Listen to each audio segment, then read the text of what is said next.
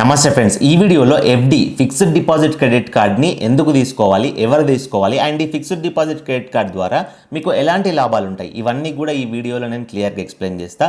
వీడియోని ఒకసారి కంప్లీట్గా చూడండి. మీకు ఈ వీడియో 100% ఇన్ఫర్మేటివ్గా ఉంటుంది.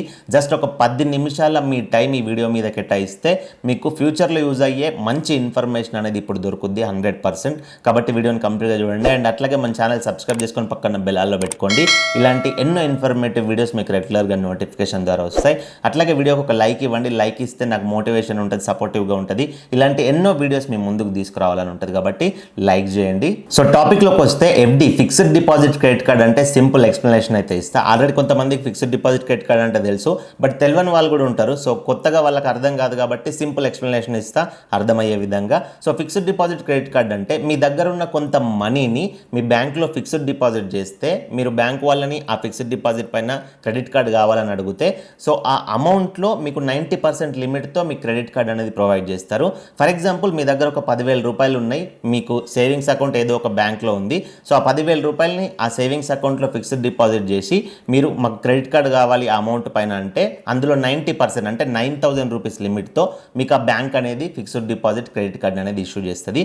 సో ఇది ఫిక్స్డ్ డిపాజిట్ క్రెడిట్ కార్డ్ కథ అయితే. సో ఇది మీకు ఎందుకు యూజ్ అవుతుంది, అసలు ఈ కార్డ్ని ఎందుకు తీసుకోవాలి అని అంటే సింపుల్, మీ సిబిల్ స్కోర్ని, క్రెడిట్ స్కోర్ని స్టార్ట్ చేసుకోవడానికి అండ్ స్టార్ట్ అయిన తర్వాత ఆ స్కోర్ని ఇంప్రూవ్ చేసుకోవడానికి అయితే ఈ ఫిక్స్డ్ డిపాజిట్ క్రెడిట్ కార్డ్ అయితే యూజ్ అవుతుంది. Mainly fixed deposit credit card తీసుకునే ప్రతి ఒక్కరు కూడా సిబిల్ స్కోర్ని పెంచుకోవడానికి మాత్రమే తీసుకుంటారు. అదే మెయిన్ రీజన్. మీకు అర్థమయ్యేలా చెప్పాలంటే ఫర్ ఎగ్జాంపుల్గా ఇప్పుడు మీరు పర్సనల్ లోన్ తీసుకోవాలన్నా, క్రెడిట్ కార్డ్స్ తీసుకోవాలన్నా, మీ పేరు పైన లోన్లో బైక్ తీసుకోవాలన్నా, కార్ తీసుకోవాలన్నా కానీ మీకు సిబిల్ స్కోర్ అనేది మ్యాండేటరీ, కంపల్సరీ. మ్యాక్సిమం మీకు అందరికీ తెలుసు. సో ఆ సిబిల్ స్కోర్ అనేది అసలు ఎట్లా స్టార్ట్ అవుతుంది, దానంతట అదే స్టార్ట్ అవుతుందా అంటే అవ్వదు. మనంతటా మనం మాన్యువల్గా మన సిబిల్ స్కోర్ని స్టార్ట్ చేసుకోవాలి. చాలామంది అనుకుంటారు 18 ఏజ్ దాటగానే పాన్ కార్డ్ తీసుకోగానే పాన్ కార్డ్ అప్లై చేసుకున్న తర్వాత మా సిబిల్ స్కోర్ ఆటోమేటిక్గా స్టార్ట్ అవుతుంది అనుకుంటారు. అట్లా అస్సలు అవ్వదు. సో సిబిల్ స్కోర్ స్టార్ట్ అవ్వాలంటే ఫస్ట్ ఆఫ్ ఆల్ మీ పేరు పైన ఏదో ఒక లోన్ కానీ, క్రెడిట్ కార్డ్ కానీ ఇలాంటివి యాక్టివేట్ అవ్వాలి. సో యాక్టివేట్ అవ్వాలంటే చాలామంది ఏం చేస్తున్నారంటే సిబిల్ స్కోర్ స్టార్ట్ చేసుకుంటామని చెప్పేసి ఏదో ఒక బ్యాంక్ క్రెడిట్ కార్డ్కి ఏదో ఒక బ్యాంక్లో లోన్కి అప్లై చేసుకుంటున్నారు. సో వాళ్ళు మీకు అప్రూవల్ ఎలా ఇస్తారు, మీకు మంత్లీ ఇన్కమ్ సోర్స్ అనేది లేదు కదా 18, 19, 20 ఏజ్లో, ఇంకా జాబ్స్లో సెట్ అవ్వరు కాబట్టి, ఇన్కమ్ సోర్స్ లేదు కాబట్టి వాళ్ళు అవి రిజెక్ట్ చేసేస్తారు. సో సిబిల్ స్కోర్ స్టార్ట్ అవ్వాలని చెప్పేసి. సో మీరు అక్కడే అంటే ఆ సిబిల్ స్కోర్ అదే స్టేజ్లో, ఇంకా స్టార్ట్ అవ్వని స్టేజ్లోనే ఉంటుంది. కాబట్టి ఇది ఒకటే option. Fixed deposit credit card తీసుకుంటే మీకు ఎలాంటి ఇన్కమ్ ప్రూఫ్స్ లేకుండా క్రెడిట్ కార్డ్ వస్తుంది, సిబిల్ స్కోర్ అనేది స్టార్ట్ అవుద్ది. స్టార్ట్ అయిన తర్వాత మీరు ఆ కార్డు మీ దగ్గర ఉంటుంది కదా ఫిక్స్డ్ డిపాజిట్ క్రెడిట్ కార్డు, ఆ కార్డుని మీరు రెగ్యులర్ యూజెస్ ఉంటాయి కదా, గ్రాసరీస్ తీసుకోవడానికి సూపర్ మార్కెట్లో, లేకపోతే క్లాత్ షాపింగ్ చేసినప్పుడు కానీ ఎక్కడైనా ఎనీవేర్ స్వైపింగ్ మిషన్ ఉన్న ప్రతి చోట మీరు ఆ కార్డ్ని యూజ్ చేసుకోవచ్చు. యూజ్ చేసుకున్న తర్వాత ఎవ్రీ మంత్ బిల్ జనరేట్ అవుతుంది ఒక డేట్ రోజు. ఒక్కొక్క బ్యాంక్ ఒక్కొక్క రోజు బిల్ జనరేట్ చేస్తుంది, ఒక్కొక్క పర్టికులర్ డేట్ పెట్టుకుంటుంది. సో బిల్ జనరేట్ అయిన నెక్స్ట్ డే నుంచి వెళ్ళి మీకు 15 రోజులు టైం అట్లా ఇస్తుంది. ఆ 15 రోజుల్లోపు ఎంతైతే బిల్ జనరేట్ అయిందో ఆ బిల్ పేమెంట్ కట్టేసుకోవాలి మీరు. సో ఆటోమేటిక్గా మీ సిబిల్ స్కోర్ అనేది ఎవ్రీ మంత్ ఇంక్రీజ్ అవుతా పోతుంది. ఇట్లా మీరు ఒక 12 మంత్స్ చేశారనుకోండి, మీ సిబిల్ స్కోర్ అనేది ఒక స్టాండర్డ్ ప్లేస్కి వెళ్తుంది. మంచి ఫైనాన్షియల్ డిసిప్లిన్, మంచి ఫైనాన్షియల్ బిహేవియర్ అనేది మీకు బిల్డ్ అవుద్ది అక్కడ. సో ఇలా మంచి ఫైనాన్షియల్ బిహేవియర్ అనేది బిల్డ్ అయిన తర్వాత మీరు నార్మల్గా బ్యాంక్స్లో అన్సెక్యూర్డ్ క్రెడిట్ కార్డ్స్ ఉంటాయి కదా, ఎస్బీఐ కానీ, ఐసిఐసిఐ కానీ, ఇట్లాంటి క్రెడిట్ కార్డ్స్ అప్లై చేసినా కానీ మీకు ఎలాంటి ఇన్కమ్ ప్రూఫ్ లేకుండా వాళ్ళు అప్రూవల్ ఇచ్చే ఛాన్సెస్ ఉంటాయి. ఇన్ కేస్ మీకు ఏదైనా ఫైనాన్షియల్ అవసరం ఉండి, డబ్బులు అవసరం ఉండి ఏదైనా బ్యాంక్లో కానీ ఎక్కడైనా మీరు పర్సనల్ లోన్ అప్లై చేసుకున్నా కానీ మీ సిబిల్ స్కోర్ అనేది 1 ఇయర్ నుంచి మీరు ఫిక్స్డ్ డిపాజిట్ క్రెడిట్ కార్డు వాడి పెంచుకున్నారు కదా, కాబట్టి వాళ్ళదంతా చెక్ చేసి మీకు లోన్ కూడా ఎలాంటి ఇన్కమ్ ప్రూఫ్స్ లేకుండా అప్రూవల్ ఇస్తారు. ఎలాంటి జాబ్ లేకపోయినా కానీ మీకు అప్రూవల్ ఇస్తారు సిబిల్ స్కోర్ని నమ్మి. సిబిల్ స్కోర్లో మీ ఫైనాన్షియల్ బిహేవియర్ అనేది ఉంది కదా. సో ఈ ఫైనాన్షియల్ బిహేవియర్ అనేది ఎట్లా మెయింటైన్ చేయాలి, మీరు ఫిక్స్డ్ డిపాజిట్ క్రెడిట్ కార్డు తీసుకొని ఎట్లా పడితే అట్లా యూజ్ చేయొద్దు. నేను జస్ట్ ఒక 3 to 4 పాయింట్స్ చెప్తా, అవి ఫాలో అయిపోండి.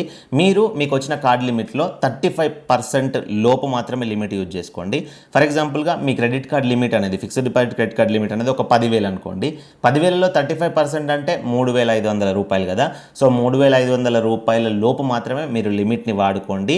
సో అంతలోపు మాత్రమే బిల్ జనరేట్ అయ్యేటట్లు చూసుకోండి. సో ఆటోమేటిక్గా ఏమవుతుందంటే మీ సిబిల్ స్కోర్ ఫాస్ట్గా ఇంప్రూవ్ అవుతుంది, ఫినాన్షియల్ బిహేవియర్ అనేది మంచిగా బిల్డ్ అవుతుంది. ఇక్కడ మీకు కొంతమందికి డౌట్ రావచ్చు, 10,000 పెట్టి ఎఫ్డి కార్డు తీసుకుంటున్నాం, మాకు 10,000 వాడుకునే టైం వస్తుంది మరి ఎట్లా అంటే ఒక చిన్న టిప్ ఫాలో అవ్వండి. For example every month 30th రోజు 30వ తారీఖున మీ బిల్ జనరేట్ అవుతుంది అనుకోండి. సో 30వ తారీఖు లోపు మీరు 10,000 కనుక ఆ కార్డుల నుంచి వాడుకున్నారనుకోండి. సో 29వ తారీఖు నాడు మీరు ఏం చేస్తారంటే 29th రోజు ఒక 10,000లో 6,500 అనేది మీ ఫోన్పే నుంచో దేని నుంచో బిల్ కట్టేసేయండి ఆ కార్డుకి. మిగతా డ్యూ ఎంత ఉంటుంది, 3,500 రూపీస్ ఉంటుంది. ఆ 3,500 రూపీస్కి 30th రోజు బిల్ జనరేట్ అవుతుంది. కాబట్టి మీరు అక్కడ ఆ బ్యాంక్ ఏమనుకుంటుందంటే మీరు 3,500 రూపాయలు మాత్రమే వాడుకున్నట్టు అక్కడ కన్సిడర్ చేస్తారు వాళ్ళు. సో ఆటోమేటిక్గా మీరు 35% లోపు వాడుకున్నట్లే ఉంటుంది, జస్ట్ టిప్ ఫాలో అవుతే మీరు. ఇదొకటి. అండ్ సెకండ్ పాయింట్ ఏంటంటే మీకు సిబిల్ స్కోర్ ఏజ్ అనేది బిల్డ్ అవుద్ది. 1 ఇయర్ మీరు ఫిక్స్డ్ డిపాజిట్ క్రెడిట్ కార్డ్ని మెయింటైన్ చేశారనుకోండి, 1 ఇయర్ మీ సిబిల్ స్కోర్ ఏజ్ అనేది బిల్డ్ అవుద్ది. ఇదొకటి వస్తుంది మీకు అడ్వాంటేజ్. అండ్ మీ స్కోర్ అనేది కంపల్సరీ 1 ఇయర్లో 750 ఎబో వెళ్ళిపోద్ది. ఎట్లా వెళ్ళిపోద్ది, మీరు కార్డు తీసుకొని ఇప్పుడు నేను చెప్పినట్లు యూటిలైజేషన్ రేషియో 35% లోపు వాడుకొని ఆన్ టైం పేమెంట్ చేయాలి. ఎప్పుడు కూడా లేట్ చేయకూడదు. డ్యూ డేట్ దాటిన తర్వాత పేమెంట్ చేస్తే సిబిల్ స్కోర్ అనేది అస్సలు పెరగదు.